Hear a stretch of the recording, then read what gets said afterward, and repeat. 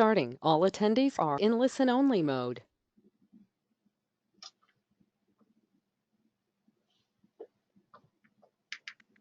Hey, good morning, everybody. Christine Westerland here. It is actually 9:59. We'll go ahead and get ourselves started here in just a few seconds. But just to let you know that, as you may have seen in the chat window, that all of you are muted. My ability to see if you raise your hands for whatever reason has gone away. So I will try to get that back up, but you can ask questions. You can put questions in chat. So I would encourage you to do that. So, and with that chatting that I was just doing, we are now at the 10 o'clock hour, and we'll go ahead and get ourselves started. So good morning once again, everybody. This is Christine Westerland here from ICA talking about family-centered coaching. And this is something I'm so excited about, and I'm going to have to work really hard not to talk fast and try to get as much in as I possibly can. My goal today is really to kind of illuminate for you really some of what family-centered coaching is, some ideas about what the actual relationship between the family development specialist and the customer looks like, what's needed at the agency in order to make this happen, and then also some connectional work with not only with the organizational standards, but with Roma as well. So I want to make sure that everybody has the opportunity to really kind of be engaged in this. Questions are welcome, conversation is welcome, and again, I'll give you quite a bit of background on all of this as we move forward. So going ahead, just something that you didn't want to see this morning. Here's me. If there are those of you who are out there that I have not yet met, but hope to at some point, this is who I am. So moving forward. So I am totally stealing from Jane Hopkins from last month's webinar. I don't know if you were able to listen in on her Roma culture, but she talked about her dog, and it amused me. I don't know if it amuses you. I hope it does. But so I thought I would talk a little bit about who I am, again, kind of introducing myself. But you see here on this picture that I have who I call the Wonder Beagle. That is my dog, Otto. He is a delight to some and a pain to others, but I think he's kind of great. For those of you who have been at any training that I've done, I talk a lot about reading and books and libraries, and that is something I'm very passionate about. I think literacy is obviously the gateway to education and to employment, and it's something that again, I'm very passionate about and will constantly bring it up to everybody who I possibly can. I also happen to serve on the local library board in the community where I live. And then there's paints there. I actually paint. I don't really consider myself an artist by any means, but just to let you know, that's kind of where my brain is quite a bit whenever I'm thinking about things. And let me just say, this, by the way, and I think you know it already, that this whole presentation is being recorded. It will be made available to you after the conclusion of this webinar, and then we are also creating space on the ICA webpage so you can access it there.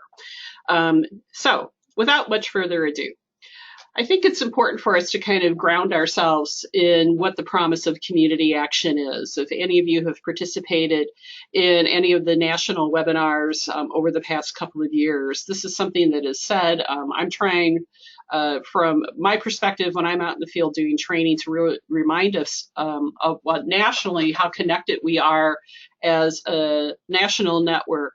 So I'm going to say this, and if you want to say it out loud where you're at, please feel free to do so. But this is the promise of community action. Community action changes people's lives, embodies the spirit of hope, improves communities, and makes America a better place to live. We care about the entire community, and we are dedicated to helping people help themselves and each other. So I want to talk a little bit about the origins of family-centered coaching. This is not a new idea. There's been iterations of coaching, family-centered work, really around for probably the last decade, perhaps even a little bit longer than that.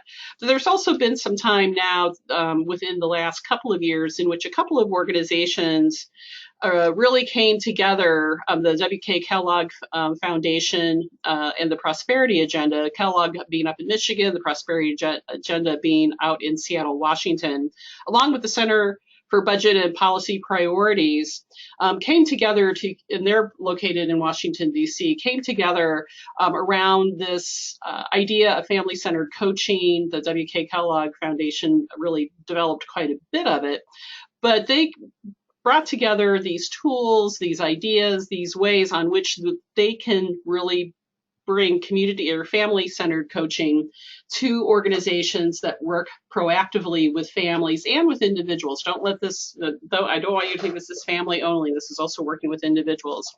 And so how is it that we could, really build families to really become stable, to move themselves towards self-sufficiency? It's really kind of a change of relationship in many ways. You'll see the word is referenced there on this page. This is taken from the Prosperity Agenda introductory webinar to family-centered coaching. And it's their vision, and it's our vision too, to build relationships through learning and collaboration. And that's really what family-centered coaching is. It's learning from the family. It's learning about how we can be more collaborative and how is it that we can work more effectively in practice with the family. The way that we do that is it's something that we work through already a little bit in FCD training. That is going to be changed a little bit because of family-centered coaching. But it's really, I think, incumbent on all of us to really think through how is it that we can introduce this idea of coaching that really is being shown to be very promising to help families really kind of regain their capacity to really steer their lives and to move their lives forward.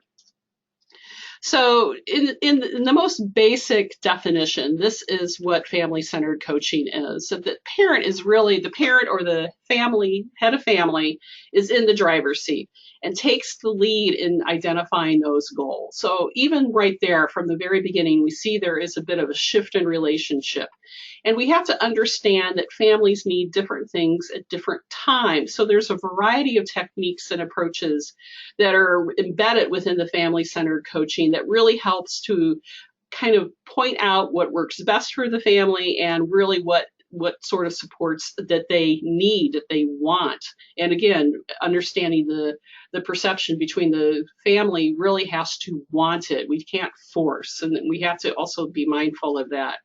And this is a holistic approach. This is looking at the whole family and what is it you need in the multiple areas of your life. This is actually, when we think about it, it's really tied to the domains that we see already in the work that we do in community action, in particular in CSBG, the domains of employment, of education and cognitive development, in income and asset building, in housing, in health and social and behavioral development, and civic engagement and community involvement. So we have to think about that from that perspective.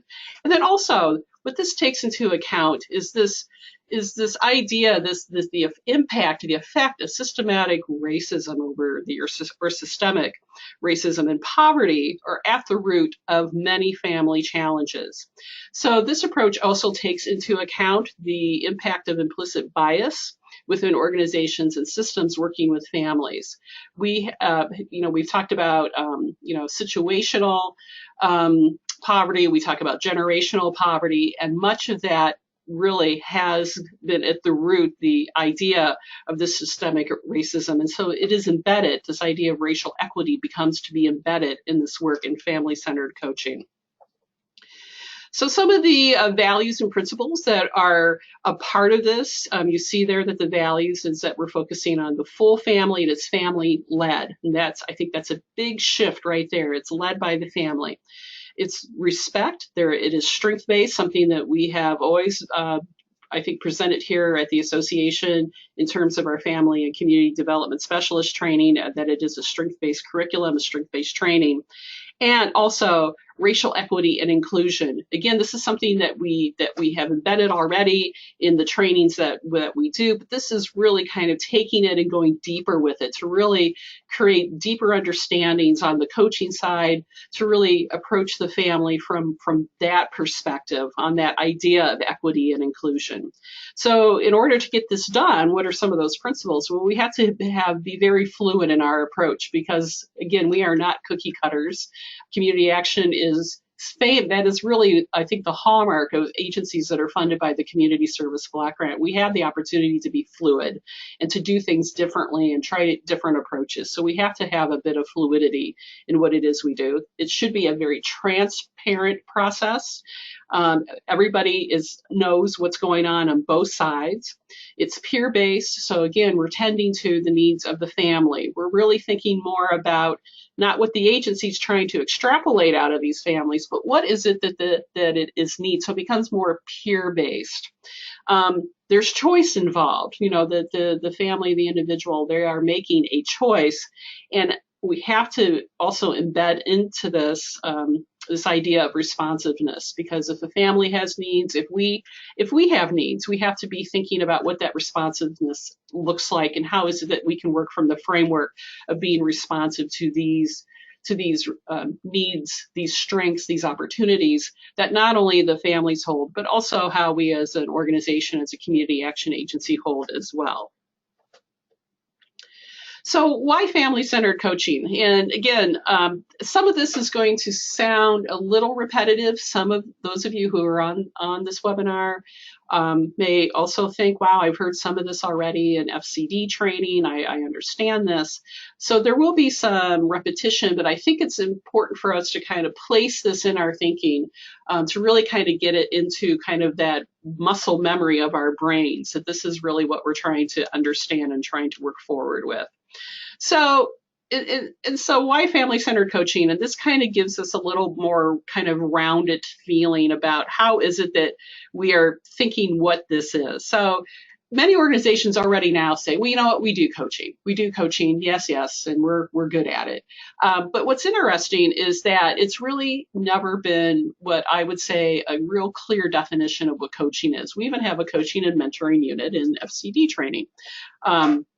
And we do some coaching, but when we went back and looked at it, we're like, wow, you know what? We're just giving it the light touch. And this family-centered coaching is a different sort of, not only a deeper approach, but it's a more comprehensive look. But we look at case management, we look at mentoring, we look at coaching, we look at counseling.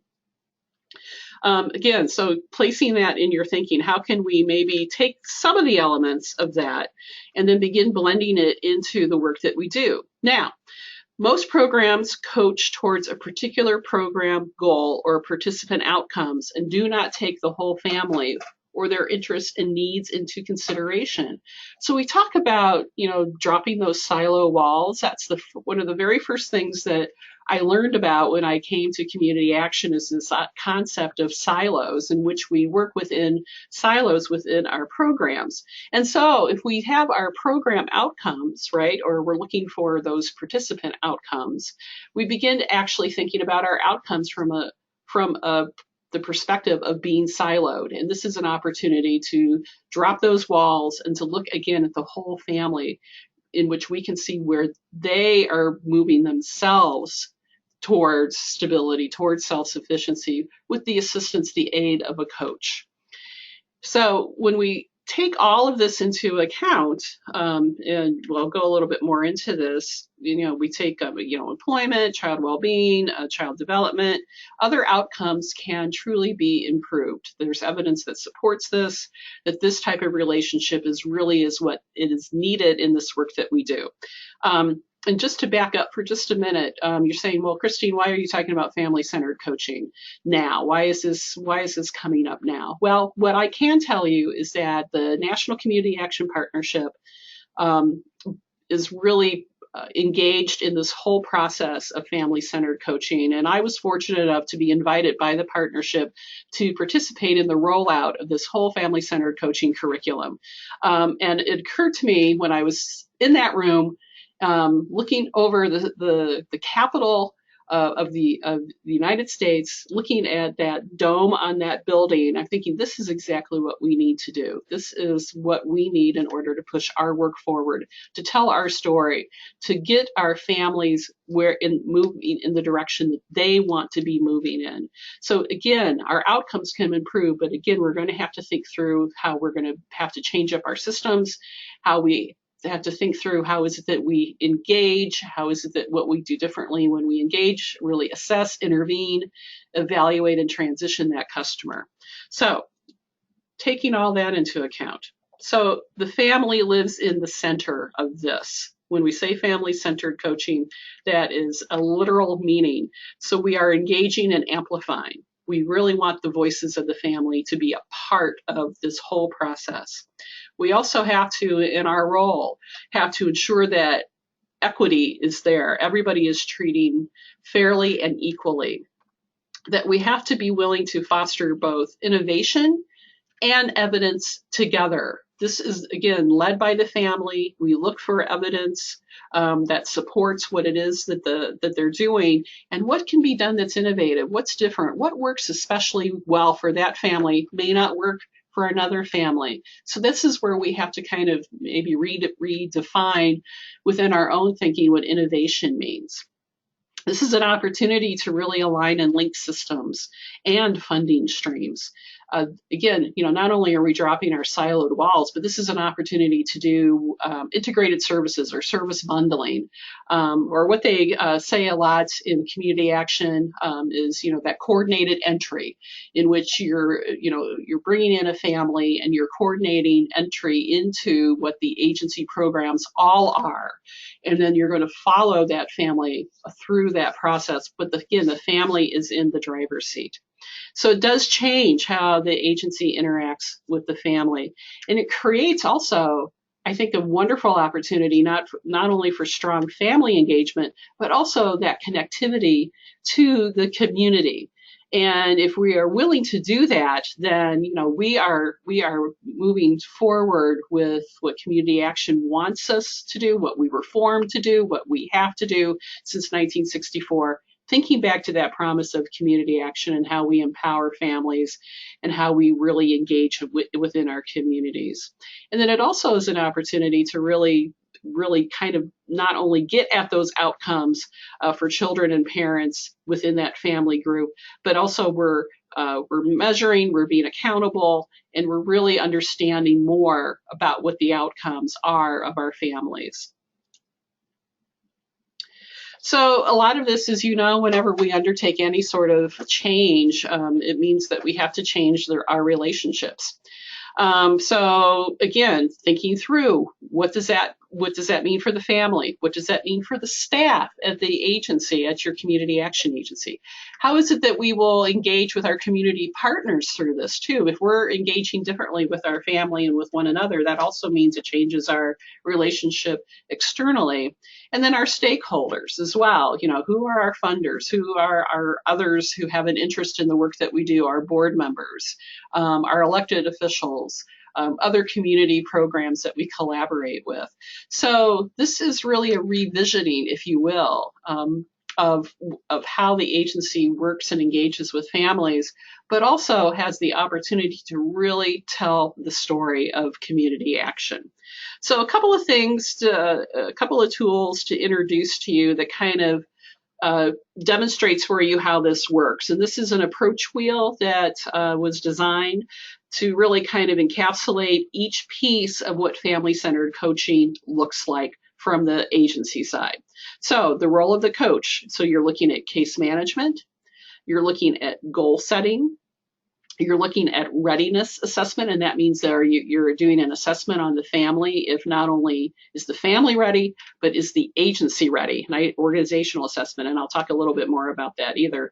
Then you'll see the whole thing is wrapped with racial equity.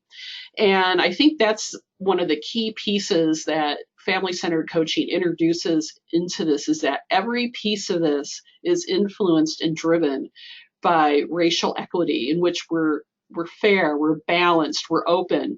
We have to be committed to this idea, to this opportunity for us to really be engaged with our families from that lens, from that lens of equity, in which we can do our work in a far more responsive way and far more responsible way. So here's some of the mindset that we have to have in place for the coaching, for embedding this coaching into the work that we do. What are some of the values we hold? Well, we've talked about this already, but here it is again: full family focus, family led. Again, that is the key to this. We're handing that relationship over to the family. It's not driven by you as the caseworker or you as the family specialist. It's really driven by the family. And that's a bit of a power struggle sometimes. And I know that I can already hear the questions being formed in your head. Sometimes it's hard for us to get our families motivated. Sometimes, we just don't understand why they don't show up for appointments. Well, this is, I remember in one of our FCB classes a few years ago, as one of our instructors talked about, this is an opportunity to hand back wisdom. And this to me is family-centered coaching. That was my first thought that popped into my head, is this idea of handing back wisdom to families and enable them to see the importance of creating leadership within themselves and within the family. And it's based on respect. It's based on their strengths. And again, racial equity and inclusion, again, thinking through the systemic racism that we have embedded in so many of our practices already in much of the work that we do, and how is it that we can rid ourselves and really bring in this whole idea of racial equity and inclusion. And so we have to be, again, very fluid in our approach. We have to be, again, very transparent. Again, it's peer-based. And again, I'm being repetitive, but these are principles we have to kind of get into our brains. There is choice involved. The families make the choice. You as the caseworker, you don't have to agree with that choice, but you can be supportive of that choice if it's the right thing, moving the family in a positive direction, and it's being responsive. And this does take in lessons from other disciplines. Trauma-informed care. We hear a lot about trauma-informed care these days. We talk quite a bit about the scarcity that is present, in the society in which we live, kind of, the way that even things are operating right now. There's a high level of scarcity, and how that impacts also executive skills in the growing mind. And then behavioral economics, that is an emerging field in economic study. You're thinking, I am not an economist. I am not either. But we have to tend to this because economists are really looking at human behavior, and they can detect patterns of if certain things happen. If this is an individual that's grown up with trauma, these are the types of decisions that they will make in the future that will impact their personal well-being. I'm going to stop for just a minute and see if I have any questions before I progress. We have somebody keep losing sound. Can everybody hear me? I am doing this through computer audio. I don't know, Jennifer, if I can fix that for you. Hopefully it's all in the recording. Thank you. I appreciate you letting me know.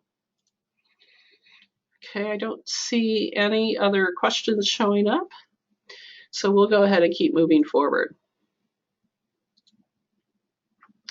So here are some of the things that you do in focusing your work. And again, I'm just kind of giving you the opportunity to really pay attention to what the guts of this coaching relationship is like. So this is what the relationship will look like with the family. Step number one, and believe me, there's materials, there's curriculums, you're going to get links to this, so all will be well. And just as a reminder, this webinar is going to be, it is being recorded. It will be sent out to everybody at the conclusion of this webinar today. It will be made available on the ICA website as well. So just to remind you of that. So step one, when you're in terms of coaching resources, there's a checklist that you can tend to that really helps you to get ready for coaching that day. Working with that family.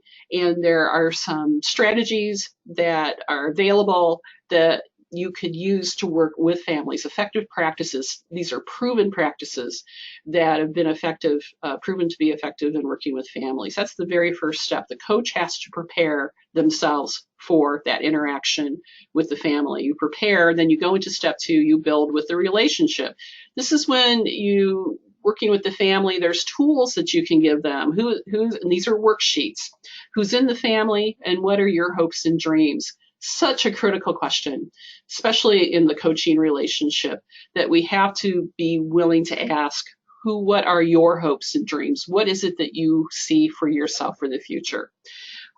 In coaching resources, this is where we have guides and curricula that will really help you to interact effectively with the family. And also, we have to also practice our listening skills. That's a key piece of this. We have to be active listeners. We have to really settle ourselves, calm ourselves so we can listen in and really craft really good questions because of that. So then we get into step 3. We have to focus our work. And there's a wheel of life. If you are a recent FCD graduate, you've been introduced to that tool already during the goal setting portion of FCD. The wheel of life is a great tool. It's a scale that is really useful in measuring where the family is. There's also some modules. There's a template for developing a local resource guide. This is actually something that most of our agencies already have in place. You already have a local resource guide in place that you tend to give to agents, to customers when they are coming in and engaging in service, or when they're on their way out. You've pointed them to resources in the community.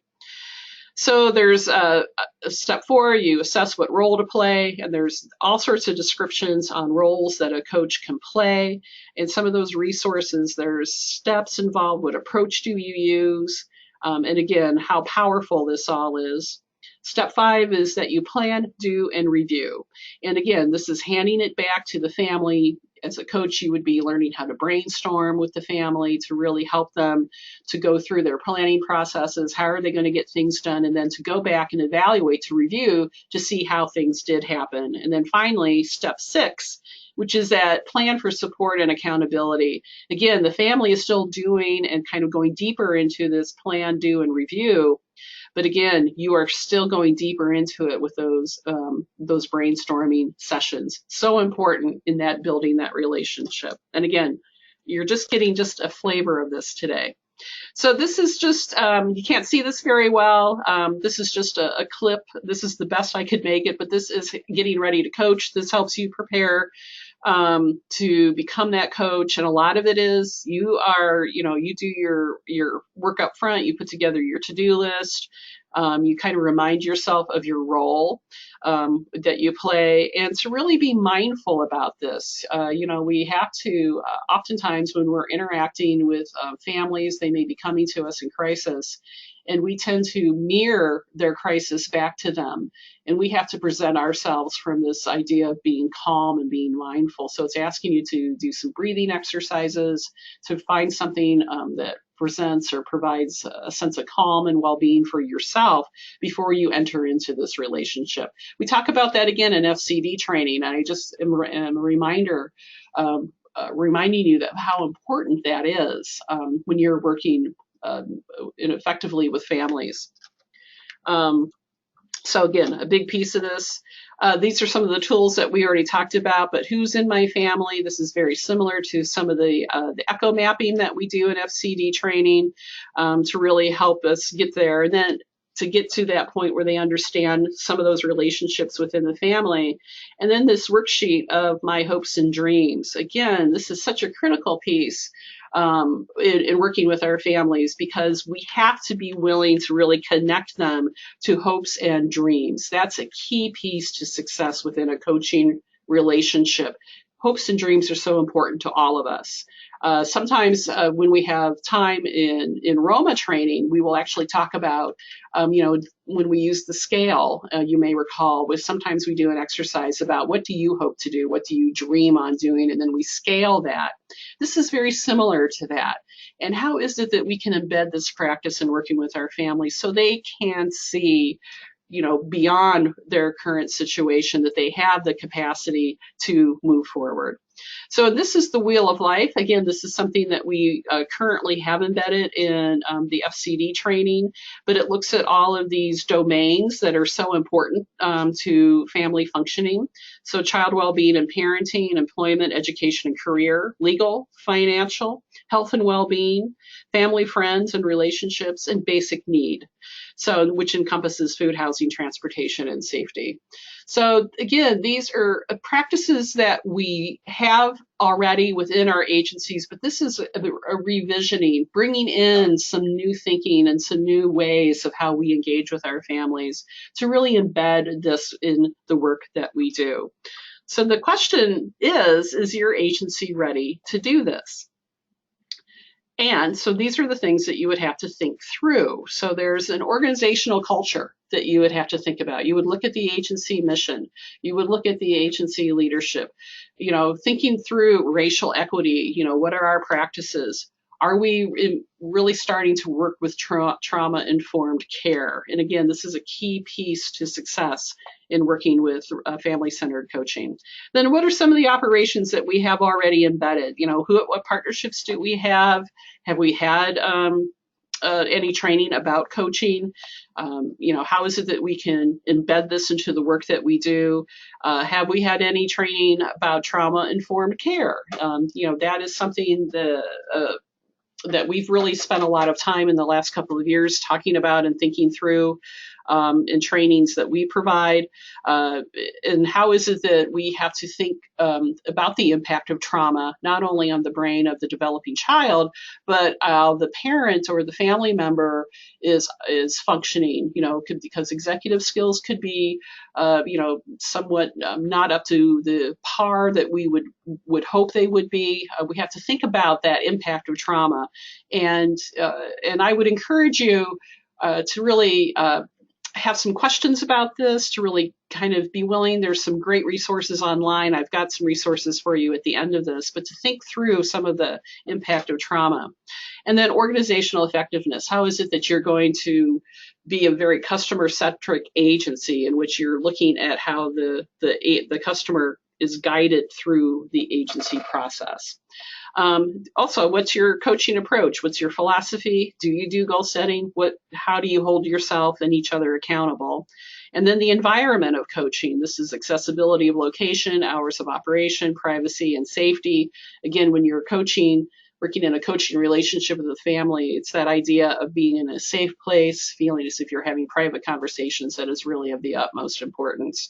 Barbara Mooney just recently did a webinar a couple of weeks ago on this whole idea of accessibility, hours of operation, privacy, and safety.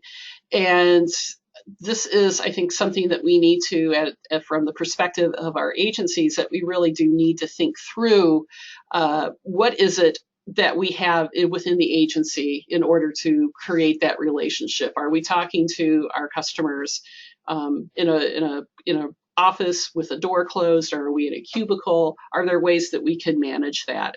And, is it a welcoming environment? Again, these are questions that we need to ask ourselves. I just had a question come in. If we provide trauma-informed care training for staff members, that actually is something that is under development. I am working on a trauma-informed care presentations at this right now. So yes, it's in progress, to answer your question. So what are some of the building blocks that we need to have in place for coaching? So number one, and it's at the top of the list, the leadership has to be committed to it. Absolutely number one. This is also another piece in which that strong supervision that looks beyond, looking beyond that outcome that's required by public funding streams. Sometimes we look at the outcome, one and done. Someone comes in the door, they get LIHEAP, their electricity or their gas stays on, and they're out.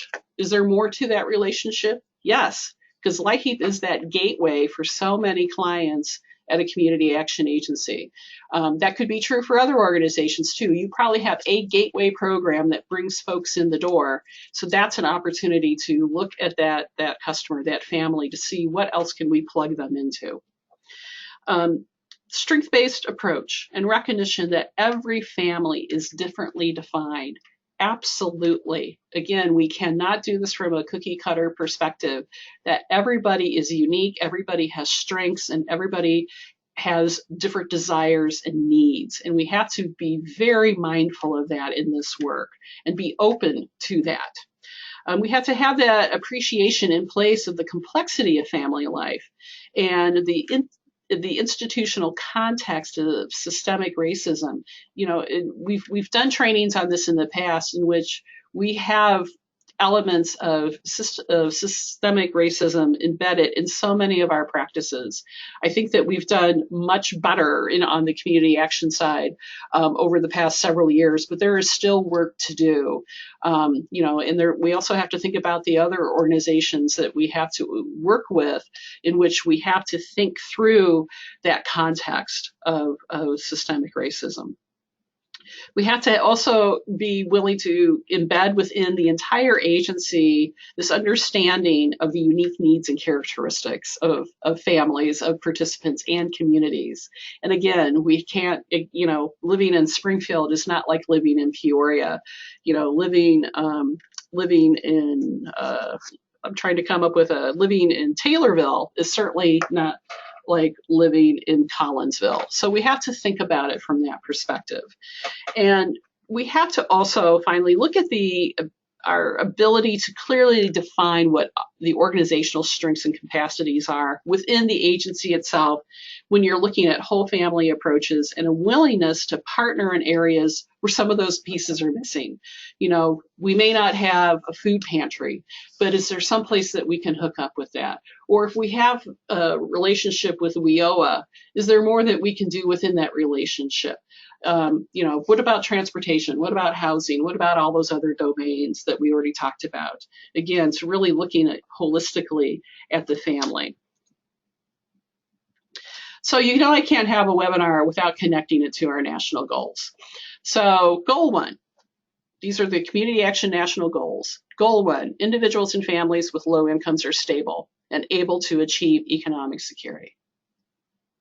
This is family-centered coaching. I could see its fingerprints all over this. Goal 2, communities where people live where people with low incomes live are healthy and offer economic opportunity. That's a tough one because so many of our individuals, our families with low income may live in communities that it doesn't feel as if there's any economic opportunity. There aren't any jobs, or job training is scarce and hard to obtain. So we need to think through some of those processes on the agency side. How is it that we can improve our community from that perspective? And then goal 3, people with low incomes are engaged and active in building opportunities in community. So if you can get through goal 1 and goal 2, then you begin working on goal 3, where I think this is the tough one, to really create that opportunity for engagement. This is where family-centered coaching, I think, really would work well with goal 3, in that we are with family-centered coaching, we have the opportunity by giving that family back their wisdom, so they see the engagement, they may have a willingness to become active in building those opportunities within communities. We also have to connect this to the organizational standards. This is a key piece as well. You know, there's strong connections in maximum feasible participation, which is that hallmark of community action. How is it that we can have the low income, people with low income participate in the work that we do at the agency, at the Community Action Agency? So we have to look at category 1, consumer input and involvement. And this is something taken right from the directives within the organizational standards, that individuals and families are well tuned to what they need. And when community action taps into that knowledge, it informs our ability to implement high impact programs and services. That is just a reiteration of what the definition of family-centered coaching is at the beginning of this webinar. And look at community engagement, category 2. Community action is often the backbone organization of community efforts to address poverty and community revitalization, leveraging funds, convening key partners, adding the voice of the underrepresented, and being the central coordinator of efforts. Again, this is a bit of a definition, if you will, of what community-centered coaching can do when it's working within the community framework and working with those collaborators and partners that are so important to providing services. And then category 9, data and analysis. And this is where, as that overused phrase where the rubber meets the road, this is where this fits in. That individual stories are compelling when, I should say, when combined with quantitative data. No data without stories, no stories without data. Because that's the richness of family-centered coaching, is that the ability to capture and collect and analyze the data and the outcomes that you're going to be seeing when you're successfully coaching families is going to be, it's going to be enriching. It's going to be a rich story about that family and about the success of the agency as well. So again, we have to think about connections to Roma, our results-oriented management and accountability. How is it that we need to think differently about this? And this is taken directly from the Roma manual, the Introduction to Roma, in which we talked about the strategic thinking model. This is the identification of an effective combination of services that is most effective for helping to change lives and support movement out of poverty. That's a key piece. The agencies must explore the impact of creating community engagement strategies, advocacy, and other policy change strategies focused on the reduction of poverty. So I hope that you see the connections, that we really need to think through then the service integration, 2-generation. We just can't have the mom come in and then ignore the child, or have grandma come in and ignore perhaps a grandchild that may be living in the household. So it's, again, think about this. And thinking about this 2-generation work, and I'm just going to say a couple of things about this in service bundling, because I think it's important for us to really kind of think through this. 2-generation work is something that's again, it's something that's been around for a while, but we're really thinking within Community Action and in Head Start. How is it that, and Head Start is actually head and shoulders above us in Community Action, I will say, in which how is it that we can work effectively with the family? So when we look at some of the research behind 2-generation work, it says here that research indicates there is a 13% return on investment in high quality early childhood for each year of a child's life. So that's kind of an interesting, that's a huge return on investment when we think about it, that it's impacting a person's life down the road. And how a college degree can double a parent's income. If you're working effectively in family-centered coaching, that might be one of the outcomes that the parent, the family member might be striving for, the lead adult in the family dynamic. They want a degree. And look at that, it could double their income. And that also we have to think through too, that there's evidence that supports that the brains of new parents undergo major structural shifts, just as babies do. And so that's interesting too. So being supportive of new parents also plays a large role in this. Then we look then again at service bundling and service integration. How does that take into, again, to the whole family? Again, we're looking at the whole family from the perspective of bringing the entire family into the agency, but also can create some efficiencies within the agency, which also improves agency effectiveness. And that's where those strategies, remember I talked about it's going to be a little bit repetitive here, but I want to keep talking about this, that strategies include those partnerships and collaborations. And we have to be very, very frank with ourselves. We simply do not have enough funding to support all the things that our families need when they walk through the doors of our agencies. That's where the partnerships and collaborations are critical, not to the success of the agency. It helps the outcomes of the agency, but this should be focused on the outcomes and the success of the family. And it is that improved outcomes for the family that is so critical to this work that we do.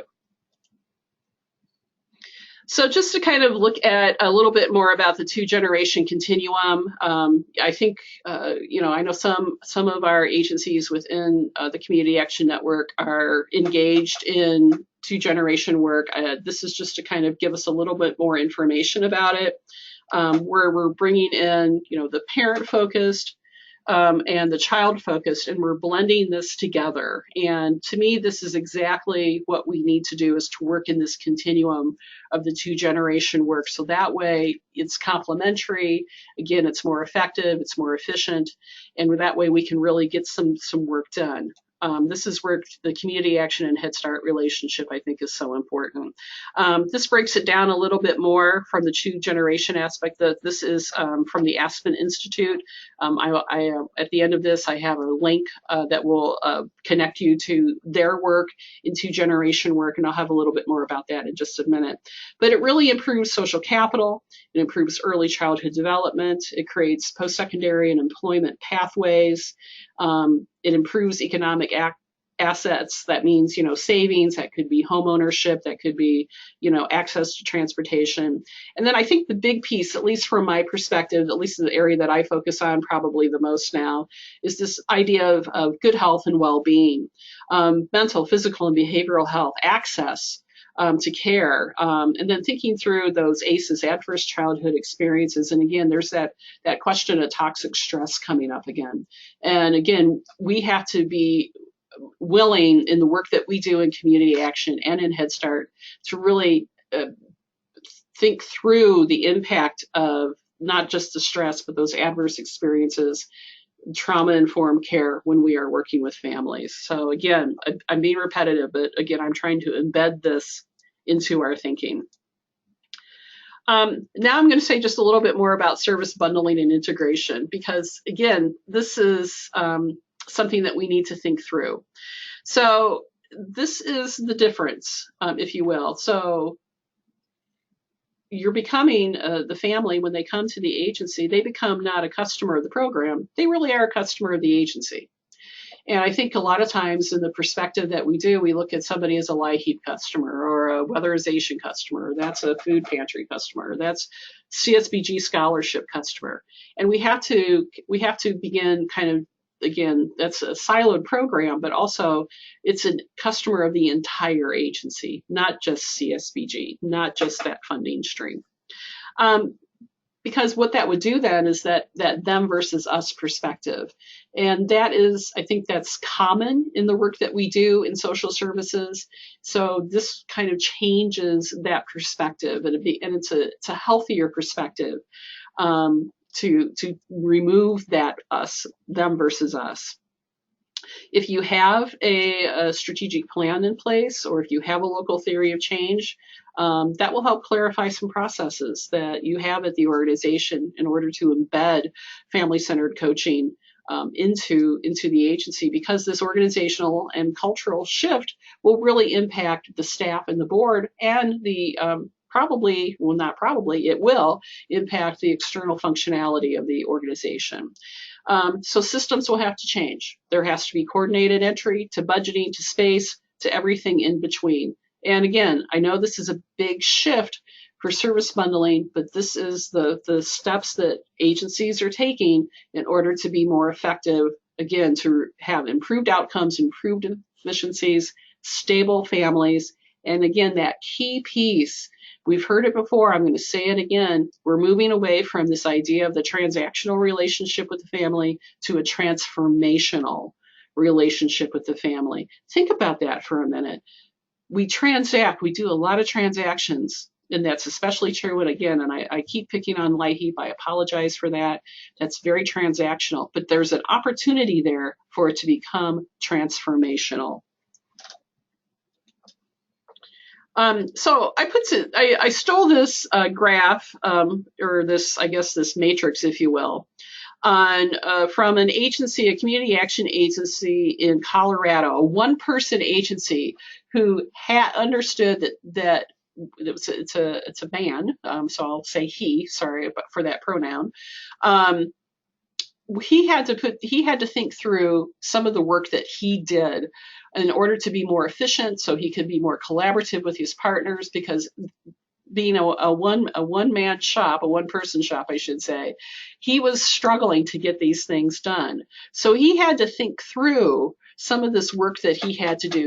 What was the capacity and capability that he had present? How could he do wraparound services? Was he offering stability, and how could he move that to opportunity?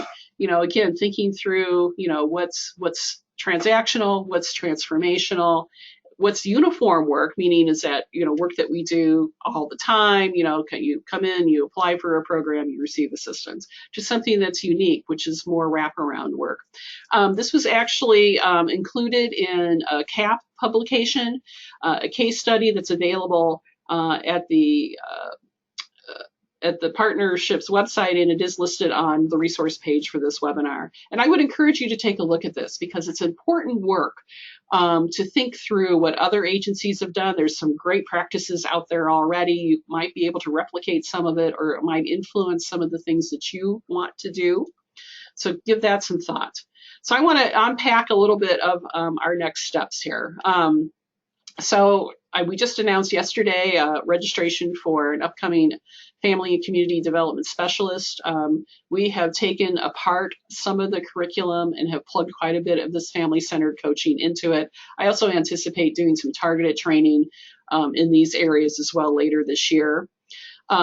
Again, I would encourage you to think through your organizational assessments that you do, and you must begin developing a local theory of change, and we'll talk about that more in just a second. We need to learn more and weave in trauma-informed care. And again, I had a question about it, and it's true. We are working on how is it that we can develop far more training and learning opportunities around trauma-informed care. We've embedded it within our FCD training, and we want to expand it. Racial equity practices, that's a key piece of this. One part of the coaching is really understanding your own implicit biases.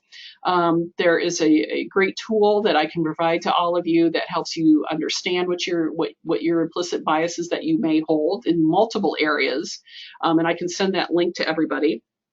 This is also a great opportunity for advocacy. We're being asked more and more by elected officials, well, tell me what happened. We hear all of these threats to funding all the time. And family-centered coaching really opens up that door to opportunity to really help us find out more about the family, to really hand back to the family what it is they're doing, to really improve our capacity to help that family towards success, towards stability. And we're seeing more efficiencies in our reporting if we're doing, again, this whole wraparound service. The regulatory environments are always interesting. I think we're currently still in a state of adjustment to some of this regulatory environment that we're working within.